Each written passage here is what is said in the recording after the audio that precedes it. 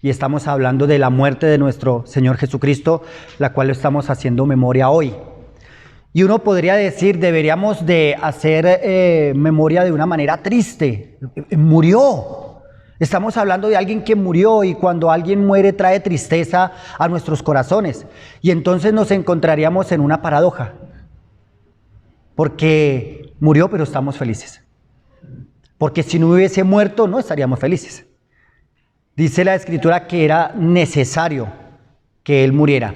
Y nos lleva la Escritura a mirar la necesidad de la muerte del Cordero de Dios. Y nos dice que es la que quita el pecado del mundo. Entonces, cuando hablamos de pena de muerte, hoy ya Javier nos hablaba de una de las razones por las cuales la ley daba pena de muerte. Y tenía que ver con los padres. Cuando alguno se levantaba contra su padre, tenía que morir. Y era lo que la ley establecía, fue lo que Dios mismo estableció. Entonces quiero invitarles a Éxodo capítulo 21, versículo 12. Y es necesario que cada uno de nosotros pueda también sacar tiempo en sus casas y leer todo esto que tiene que ver con la pena de muerte. Muchos países, antes de leer quisiera compartirles algo, muchos países abolieron la pena de muerte ya hace mucho tiempo, entre ellos Colombia, y muchos países latinoamericanos abolieron la pena de muerte.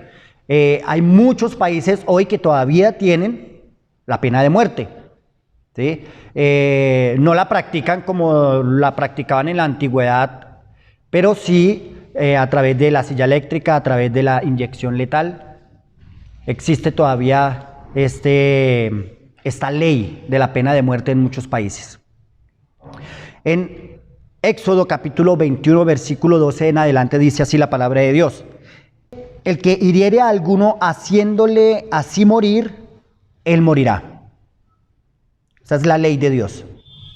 Tenía que morir también. Versículo 13 dice: mas el que no pretendió herirlo, sino que Dios lo puso en sus manos, entonces yo te señalaré lugar al cual ha de huir. Dios también tenía una manera para decir y establecer cómo era que iban a dar esa pena de muerte.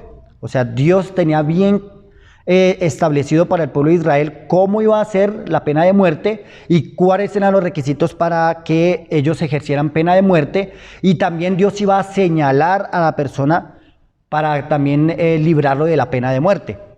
O sea, Dios estaba muy involucrado con esto de la pena de muerte. Versículo 15 entonces dice así: el que hiriere a su padre o a su madre, morirá. Interesante, ¿no? Y es de lo que estábamos escuchando esta mañana en la predicación.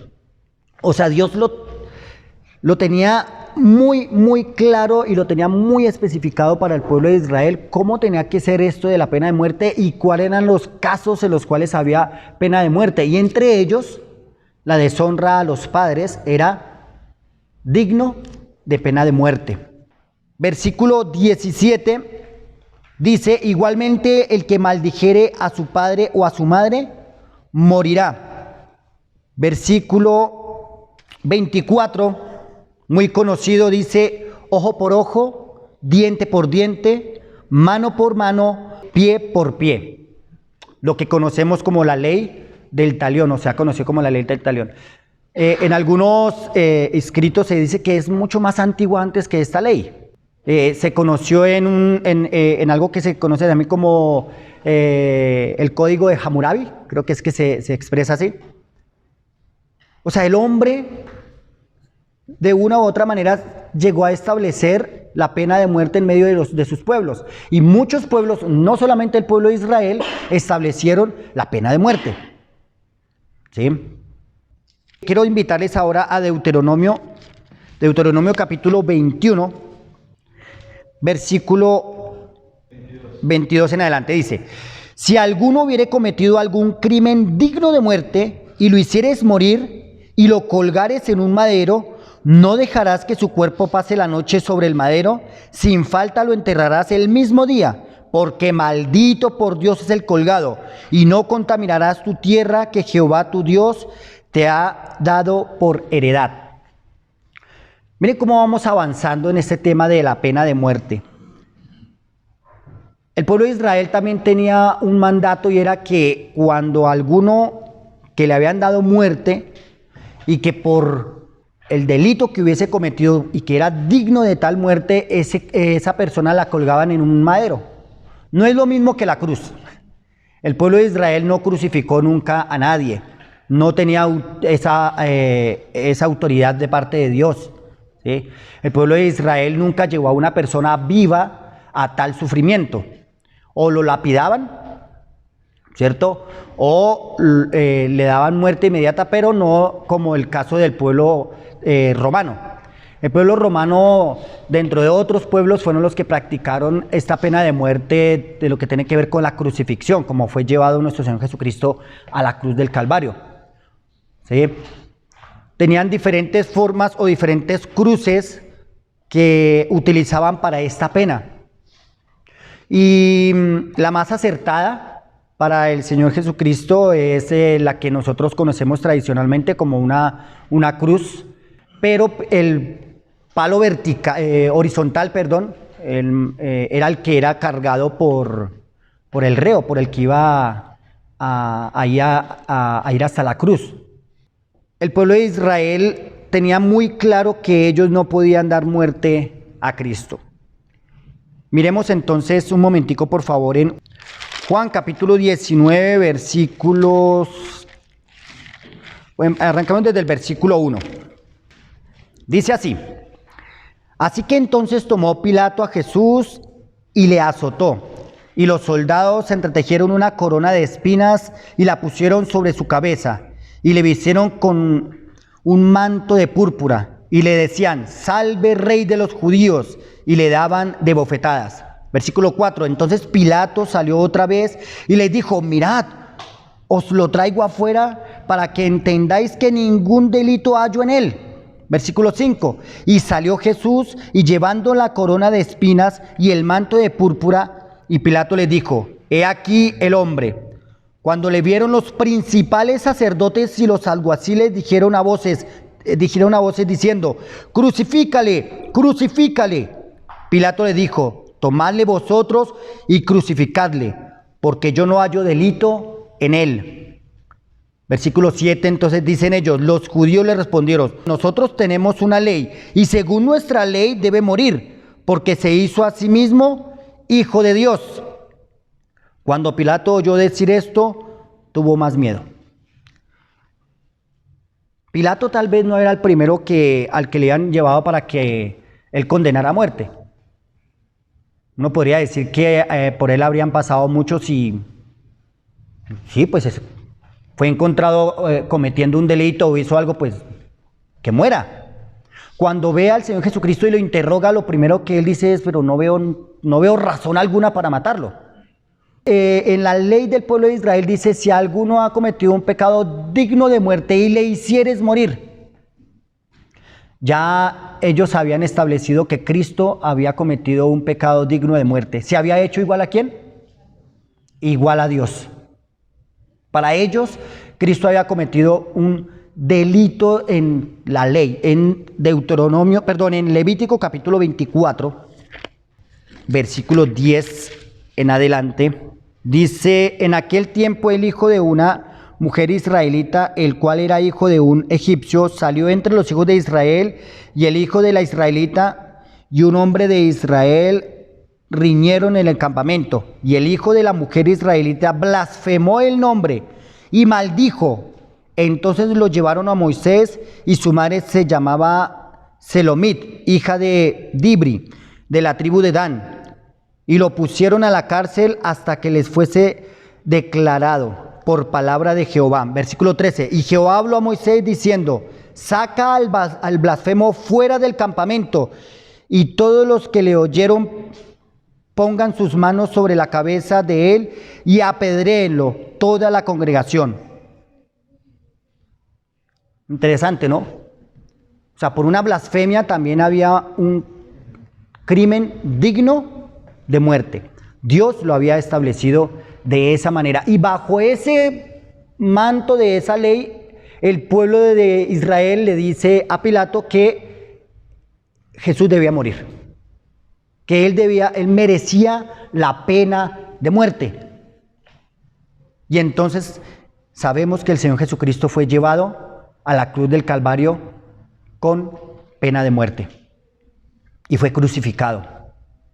Una de las penas de muerte más vergonzosas de aquellos tiempos que tenía el pueblo de los romanos, la más brutal, porque primero era lacerado, porque fue desnudado, porque se le dio vinagre en su sed, como dice la Escritura, y fue llevado hasta aquella cruz.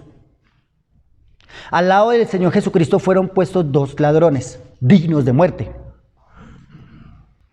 Y siempre me ha estremecido el corazón el saber una cosa. Los dos ladrones resistieron más que Cristo en la cruz del Calvario. Los dos ladrones, cuando al Señor Jesucristo fueron a bajarlos de allí de la cruz, dice que cuando fueron a quebrar las piernas de Cristo, el Señor Jesucristo ya estaba muerto. Entonces quebraron las piernas de los otros dos. ¿Sí? Y uno diría, ¿qué pasó? ¿Por qué los otros dos ladrones aún estaban vivos? Tal vez todo lo que había pasado hasta el momento del Señor Jesucristo le aceleró su muerte. Pero hay algo que dice la Escritura aún mucho más impactante. El Señor Jesucristo cuando dice que Él entregó su vida, dice, nadie me la quita. Yo mismo la doy y yo mismo la vuelvo a tomar. Y más aún dice algo la Escritura. Dice que el Señor Jesucristo resucitó porque era imposible que la muerte lo retuviera. Era imposible. Dios, el que había establecido desde un principio la pena de muerte, sí sabía que Jesucristo no era digno de muerte. Por Él mismo. Entonces, ¿por qué Jesucristo murió? Si la ley tenía que ser clara desde el principio para el pueblo de Israel, Dios mismo había dicho, yo les voy a señalar, si a esa persona no debe morir, yo se los voy a señalar. El pueblo de Israel ya no tenía comunicación con Dios, ya Dios no le iba a dar el privilegio que ellos tenían antiguo de que Dios les mostrara. Como les venía hablando hasta el momento, ya el silencio para el pueblo de Israel había sido un silencio total, Pero entonces, ¿qué nos dice la Escritura acerca de esta muerte de nuestro Señor? Miremos 2 de Corintios, también muy conocido. Segunda carta de Pablo a los Corintios, capítulo 5. Versículo 21, dice así, al que no conoció pecado, por nosotros lo hizo pecado, para que nosotros fuésemos hechos justicia de Dios en él. Al que no conoció pecado, por nosotros ¿qué? Lo hizo pecado. Lo trató como al mismo pecado. Y por esa razón, Cristo fue llevado a la cruz del Calvario como el Cordero de Dios que quita el pecado del mundo, como el vicario, no como el que era digno de muerte, porque no había cometido pecado, pero por nosotros. El privilegio que tenemos nosotros al recordar esto y al participar de este pan y de este vino, tiene que ser en nuestra mente yo sí soy digno de muerte. No yo sí era, porque es que aún sigo siendo digno de muerte. Esa es la condición del ser humano desde que nace hasta el día que muere. Pero únicamente es en Cristo Jesús y en la gracia del Padre que nosotros podemos decir hoy, Él murió en mi lugar. Él derramó su sangre en mi lugar. Él en una cruz de vergüenza, desnudo, llevando una corona de espinas en su cabeza, cuando debía de llevar una corona de oro, llevando una corona de espinas que debería de llevarla yo. hablando de esta corona de espinas, uno puede pensar en lo que pasó en el principio cuando el hombre cae y la maldición viene sobre él y sobre la tierra. Espinos y cardos producirá la tierra. Eran para el hombre los espinos y los cardos por causa del pecado. Pero Cristo los llevó sobre su cabeza. Él pagó por nosotros. Los romanos atendieron la voz de los judíos, porque los que le estaban hablando no era cualquiera del pueblo, eran los principales. Y él atendió. Pero el mismo Señor Jesucristo le dijo a Pilato: esto te es dado del cielo, si no, no tendrás ningún poder sobre mí. En eso es en lo que nosotros hoy nos podemos gozar, en que Cristo Jesús fue a la cruz conforme a las Escrituras y que resucitó porque era imposible que fuese retenido por la muerte, porque la paga del pecado es muerte. Cristo no tenía ninguna deuda con la muerte. Cristo pagó nuestra deuda. Él no tenía deuda y pagó la nuestra. Es por eso que hoy damos gloria a Dios por su Hijo, nuestro Señor Jesucristo. Ya los historiadores han establecido un poco más claro de cómo era el tema de la crucifixión y que no era tanto que pudiesen realmente clavar las manos aquí en esta parte, sino más bien como por aquí. Tal vez aquí se hubiese desgarrado. Aquí había otra, más fuerza tiene ahí en el hueco que se arma entre estos dos huesos. Y sus pies también, para que no pudiese ser quebrado hueso suyo, tuvo que haber sido traspasado entre los huesos. El dolor que hubo fue muy grande.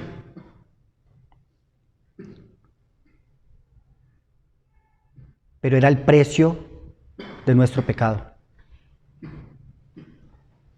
Por causa de la pena de muerte establecida desde mucho antes que cualquier otro pueblo hubiese establecido la pena de muerte. Ya Dios la había establecido. El alma que pecare, esa morirá. ¿Y quiénes de nosotros no han pecado? ¿Quiénes de nosotros no tenemos pena de muerte? Que fue saldada por Cristo. También dice la Escritura que cuando llegaron al Señor Jesucristo y como le vieron ya muerto, un soldado traspasó su costado y enseguida salió sangre y agua. A mí me queda solamente una figura de eso que se relata ahí en las Escrituras. Vaciado totalmente. No quedó una sola gota de sangre en su cuerpo, vaciado totalmente. Y es lo que recordamos a través de el fruto de la vid. Su sangre derramada en la cruz del Calvario una vez y para siempre. Y qué privilegio tan hermoso tenemos nosotros de saber que nosotros no tenemos la sangre de Cristo para ninguna otra cosa, sino para recordar que fue derramada para perdón de pecados.